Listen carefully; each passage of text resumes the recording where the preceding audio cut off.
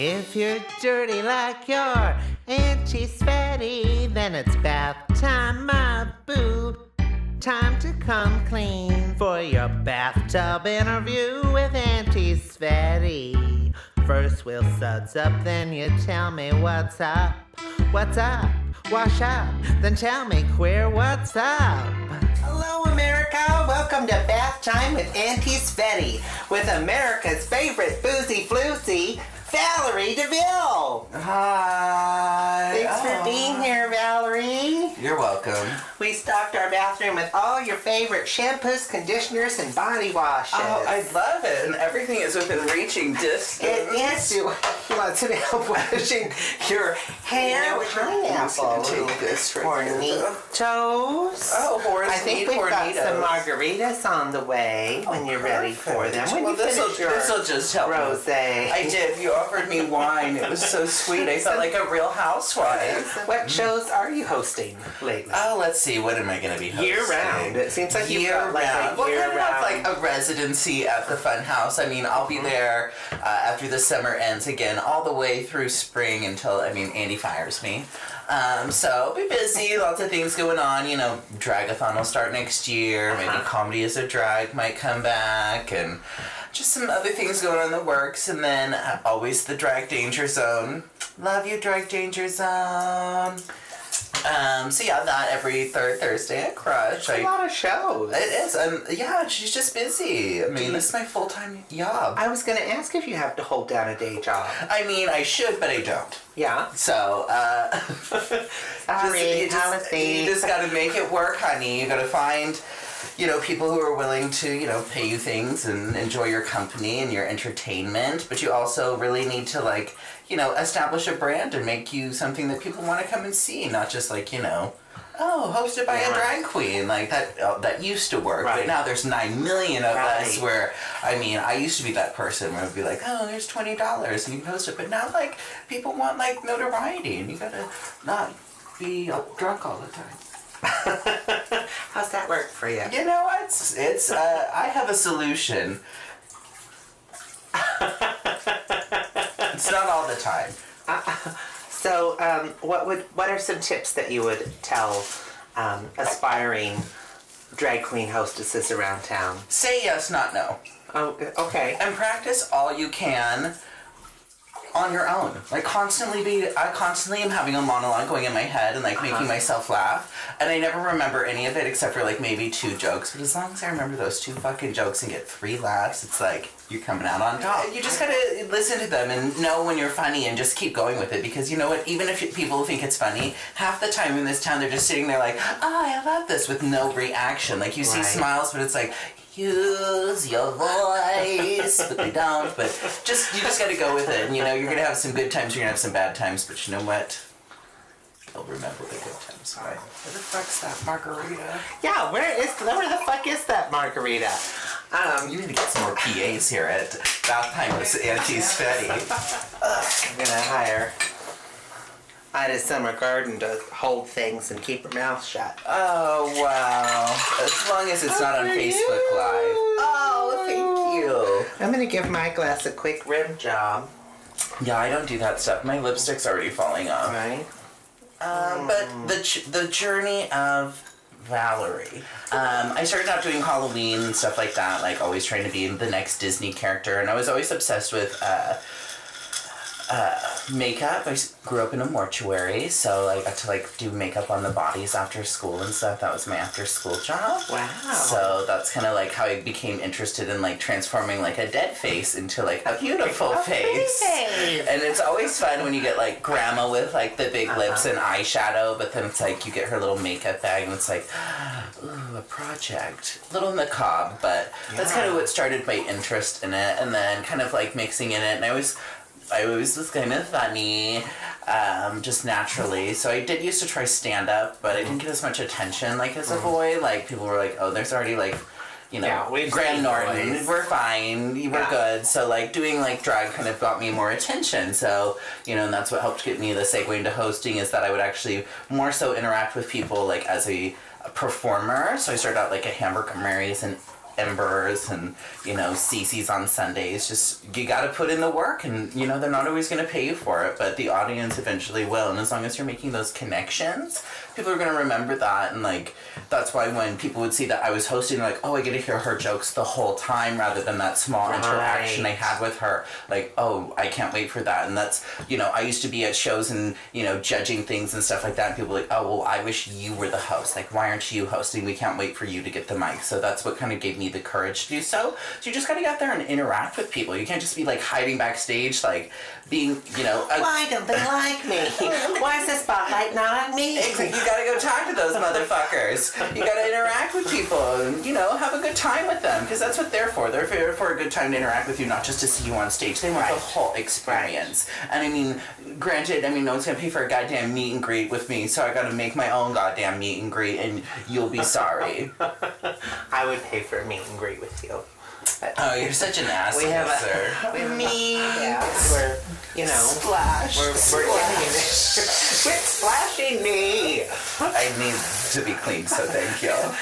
Tell me about your cute purse. Oh, my cute purse. I brought this sweet little fish. She's thirsty. Oh, don't let her drink it all. Oh, she knows better. Tell me about your relationship with Justin Buckles. Okay. So he has lots of connections with, from doing touring and stuff like that, with the Caravan of Glam. So he has lots of good connections with those types of people. So now when we create a new show, we take it on the road and kind of, you know, sell it as, you know, they trust him that he brings good entertainment and knows good entertainment and who to book, and then, you know, I come there and I am the good entertainment and show that, you know, he isn't just a big joke and just, you know, blowing smoke up your ass, but actually it is a good show that is worth, you know, paying more than what actually people are paying for it now, but you gotta work your way up. So it's kind of like that dichotomous relationship, is he's making the agreement that this is going to be a good show and make you money, and we, on my end, I have to show up and actually deliver said good show. I think you do. Oh, well, thank you, dear. Cheers to that. She tries a little. Where do you think Portland Drag is going?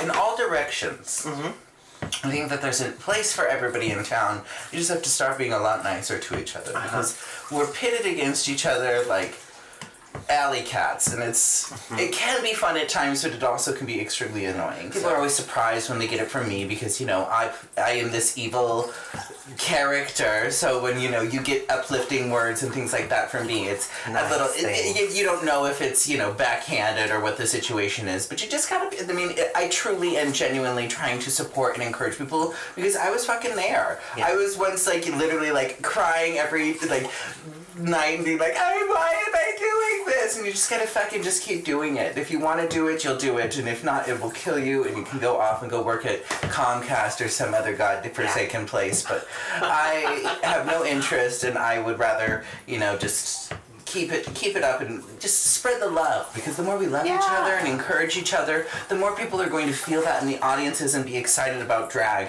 Whereas I would like to compare, like, our North Sister in Seattle, the drag scene. Like, you show up to a show, you could be some nobody and do garbage numbers, and they will throw money at you, like, it's, and which is really nice and encouraging, but you come here and you literally have to be a star on television to get any money, to get any praise, or you have to be one of 3 people that all of a sudden are important in town, where, you know, it's a constant revolving wheel, and it can be tasking here. I think you're one of those 3 people these days. She has her ups and her downs, dear. She has her ups and her downs.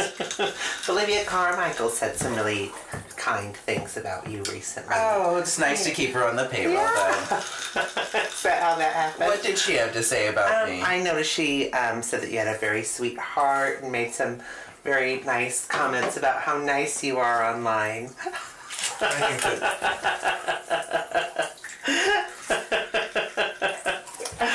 that is how I feel about that. But that is sweet of Bolivia. And we are sister sweethearts because I am a former Miss Sweetheart of Portland. Oh, I didn't know that. Yes. Tell me about that. So the Sweethearts of Portland is a non-profit organization that is strictly, their goal is to raise money for local charities. So rather than them having to do it themselves, we do it for them. Mm-hmm. So it's not based on, like, it's not like a beauty pageant or your typical type of pageant. Mm-hmm. It's a fundraising pageant, so you have to, like, raise money to win it, and you sell tickets to the ball or raffle tickets is what it is. And it's been going on for quite a while. It's kind of like your counterpart, 'cause there's the Rose Court here in Portland, which is also a great way for some people to start drag. But it's a nice way to kind of test your waters in the charity sector of doing drag and seeing what that's about. But also it's a really nice cause, and you get a nice big tall shiny crown and get all that jazz and create a sisterhood among all that. But it was on one of the more controversial years because it was a tie. Me and the lovely Jackie Daniels both won. So I missed 26B since DeVille comes after Daniels. Oh. But no, we had a great time reigning together. We did some good and raised some money and righted some wrongs. And yeah, and I feel, in my opinion, turned around the Sweetheart organization because before it was kind of just like more like, well, it wasn't like a meh title, but it didn't have as much notoriety. And I had been doing Dragathon at the same time, and I then ran for Miss Sweetheart during both competitions and actually won both of them within 3 days of each other. Oh. I know. Let's cheers to that. I know, but I mean, when you peak young, dear, that was years ago. Do you want to play a game? Sure, I'd love to play a game. Your game was chosen for you. By who? By Wolfgang Sebastian, Bloodhound, who was here yesterday. Oh, taking the spot when I was supposed to film, but couldn't. Right? Good thing she's real available. Wolfgang got to choose between things that you may know that Svetlana definitely does not know. Okay. And Will I Go to Heaven, Loretta Good Lord Child. Which do you think he picked? The Will You Go to Heaven. He did! Yes. He did! So we're going to play things that you might know that I definitely don't know. You're going to be so surprised. I graduated from college. I've always thought you're very smart. How is it that the sun is exactly the right size to eclipse the sun? I mean the moon. I mean, it's exactly the right size the moon eclipses the sun. How is that? Because the sun created the moon? I don't know. Hopefully. Good. I heard laughing. The PAs are going to be fired. I might have just passed some gas. Why is the sky blue? Because the ocean reflects up in the sky. I believe you. Why can't people merge in Portland, Oregon onto the freeway? They're racist. They're racist. Racist. Who is the 14th president of the United States? I have no fucking idea either. After cucumbers get canned, they're called pickles. But everything else is referred to as a pickled whatever it already was. What do you have to say about that? I fucking hate pickles. First of all, disgusting. I hate them. No. Isn't it called brining? Smarter. I definitely don't Wasn't know. the blonde half that was Who's thinking. smarter? Valerie DeVille. I don't know any of these It's things. smarter than a 5th grader. Beat one up for sure. Here's the thing. What's wrong with Americans that voted for Trump?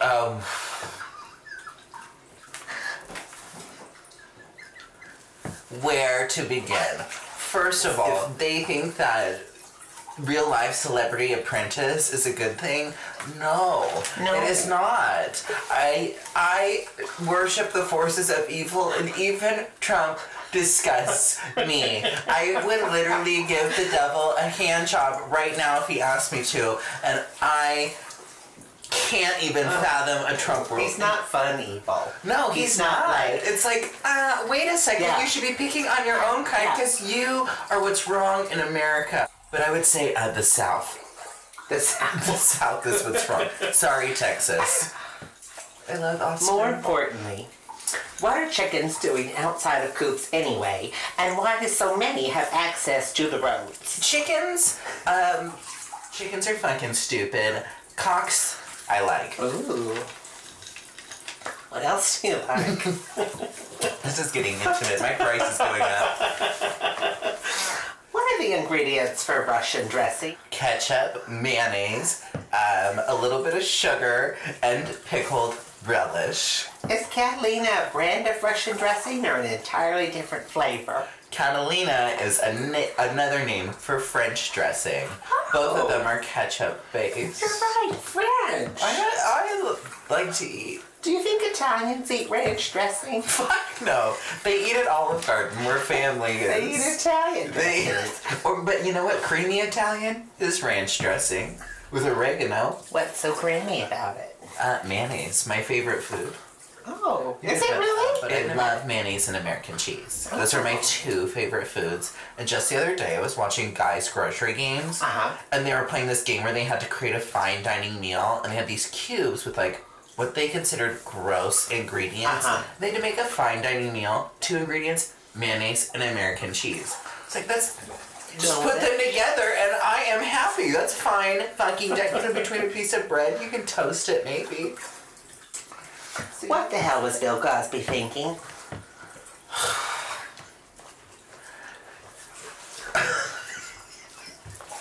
So how do you ask someone what they were thinking? Like, clearly he's a fucking rapist. Like, I don't know what I'm gonna rape those ladies. Are you thinking like, Valerie looks a little rapey? Like, maybe she knows what he was thinking. Like, no, I don't. But I do love a good Jell-O pudding snack. This is not Jell-O's fault at all.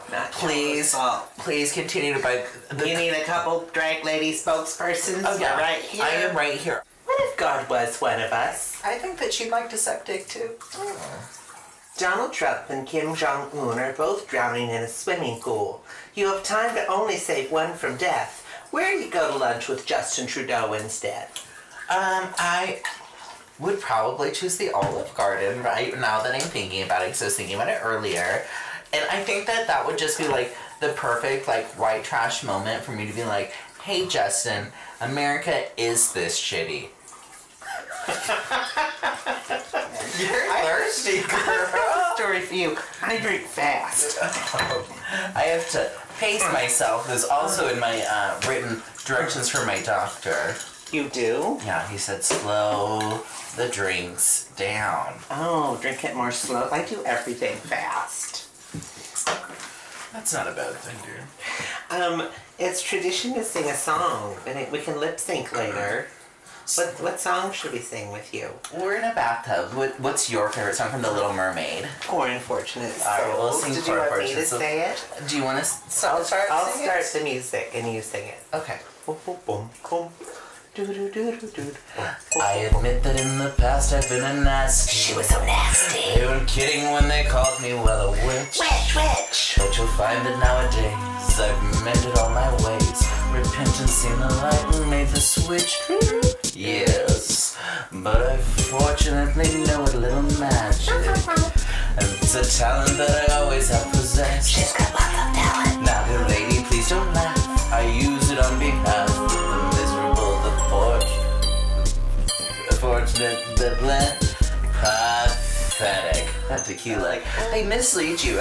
Like Disney, it starts off with 2 amazing opening musical numbers. You've got the ship scene with sailors, like, come gays, we love you. Yeah. And then the fish falls out, and you're in with the fish, and then they put on the Sebastian Sisters number. You're so intrigued, and then they fucking scare the bejesus out of you with the shark. And then make it all about seeking heteronormative. Yeah. Poor unfortunate souls, in pain, in need. This one longing to be thinner, that one wants to get the girl, and do I help them? Yes, indeed. Those poor unfortunate souls. It's sad, But true. they go flocking to my cauldron, writing spells, Ursula, please, and I help them. Yes, I do. But it's happened once or twice. Someone couldn't pay the price, so I'm afraid I had to rake them across the coals. Yes, I've had the odd complaint, but on the whole, I've been a saint to those poor unfortunate souls. Have we got a deal?